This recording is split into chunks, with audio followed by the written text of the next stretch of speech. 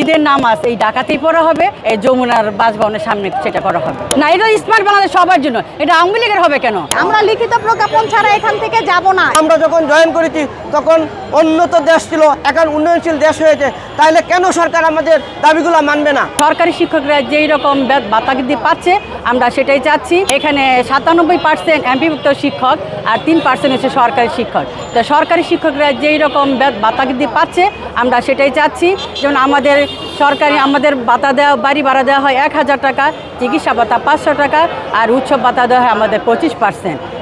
তা আমরা সেই ক্ষেত্রে চাচ্ছি সরকারি নিয়মে দ্বারা আমাদের ভাতাগুলো দেওয়া হোক। আর আমরা সেই জন্য এখানে বসেছি। আর সামনে যেহেতু ঈদ উল ফিতর আসছে, পরে ঈদ উল আজহা আসবে, এই মুহূর্তে আমাদের সবচেয়ে বেশি দরকার যে আমরা চাচ্ছি আমাদের শতভাগ সরকারি নিয়মে উৎসব ভাতাটা দেওয়া হোক।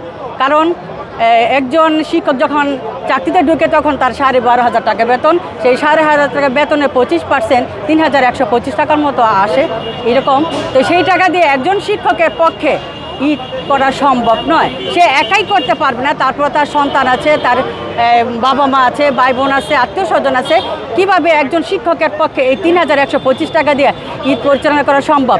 সেই জন্য আমরা চাচ্ছি যে আমাদের সেই উৎসব ভাতাটার জন্য আপাতত দেওয়া হয়। আর যে অন্যান্য যে ভাতাগুলো আছে সরকার নিয়মের 1000 টাকা বাড়ি ভাড়া কোথায় পাওয়া যায়? আমাদের অনেক আশ্বাস দিয়েছে, কিন্তু সেই আশ্বাস আমরা বিশ্বাসী নই।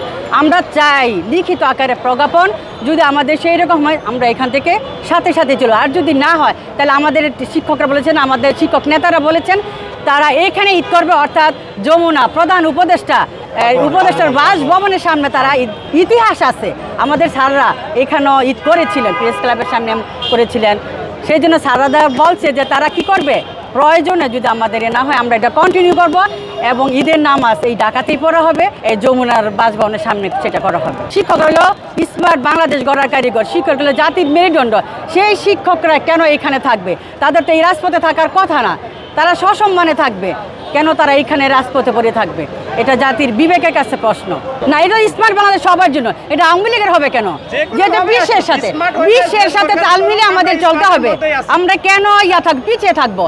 আমরা প্রযুক্তির যুগে কেন পিছিয়ে থাকবো? সেই জন্য স্মার্ট বাংলাদেশ, এটা আওয়ামী লীগ নেই, এটা সারা জনগণের ডিমান্ড, বিশ্বের ডিমান্ড স্মার্ট বাংলাদেশ। আমাদের মূল দাবি হলো জাতীয়করণ। তো আমরা সরকারকে আমরা বারবার এই জাতীয়করণের জন্য আমরা বলছি, দেখেন যে আমাদের সাথে বৈষম্য সৃষ্টি করা হয়েছে সরকারের সাথে এই বেসরকারি শিক্ষকদের, যেখানে 97% বেসরকারি শিক্ষক আর 3% সরকারি শিক্ষক।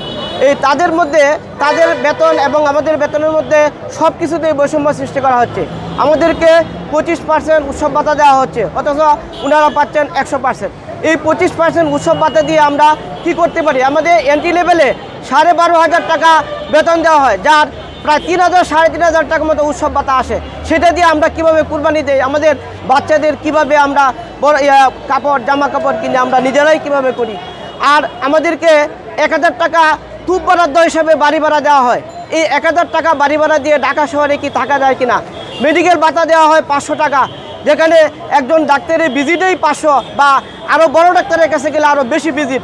সেই ক্ষেত্রে আমাদের পরীক্ষা নিরীক্ষা, তারপরে ওষুধ কিনা, এই যে যাবতীয় আমাদের এই দাবিগুলো সরকার যদি আমাদের মেনে নেয়, তাহলে আমরা এই চলমান যে আন্দোলন আমরা বন্ধ করে আমরা চলে যাব। আমরা যেই পেশায় থাকে, প্রথমে আমরা তো ওই পেশায় ঢুকার পরে আমরা জানি যে সরকারের একটা বরাদ্দ দেওয়া আছে, কিন্তু এই ডে বাই ডে বাংলাদেশ এখন মধ্যম শ্রেণীর উন্নত দেশে পরিণত হয়েছে। তাহলে আমরা যখন জয়েন করেছি তখন উন্নত দেশ ছিল, এখন উন্নয়নশীল দেশ হয়েছে, তাহলে কেন সরকার আমাদের দাবিগুলো মানবে না? আমরা জেনেই জয়েন করেছি, কিন্তু এখন দেখা যাবে কি সময়ের সাথে সাথে মানুষের মাথাপিছু আয় বৃদ্ধি পেয়েছে, কিন্তু আমাদের বেতন বৃদ্ধি পায় নাই। আমাদের দ্রব্য সামগ্রীর মূল্য বৃদ্ধি পেয়েছে, কিন্তু আমাদের কি বেতন বৃদ্ধি পায় নাই। সেজন্য আমরা আন্দোলনে এসেছি। আমি যখন জয়েন করেছি তখন চালের কেজি ছিল 10 টাকা, এখন চালের কেজি 70 টাকা 80 টাকা। তাহলে কত গুণ বেড়েছে দ্রব্য সামগ্রীর দাম? সেই তুলনায় আমার বেতন তো এত বাড়ে নাই। আমরা আসলে জাতীয়করণ চাচ্ছি, এবং এই কারণে আমরা লাগাতার 23 দিন যাবৎ এই প্রেস ক্লাবের ফুটপাতে বসে আছি। দেখতে দেখতে রোজা চলে এসেছে, আজ রোজা 4র্থ দিন, এবং আমরা এই 6 লক্ষ শিক্ষক শিক্ষিকাবৃন্দ অত্যন্ত কষ্টে এখানে আছি। আমাদের চাওয়া ছিল জাতীয়করণ। আমরা আমাদের ছাত্র জনতা সরকারকে দাবি জানিয়ে আসছিলাম যে আমাদের জাতীয়করণ করা হোক। তার তরফ থেকে আশ্বস্ত করা হয়েছিল যে আমাদেরকে আমাদের ভাতাগুলো বৃদ্ধি করে দেওয়া হবে, কারণ আমাদের ভাতাগুলো নিতান্তই অপ্রতুল।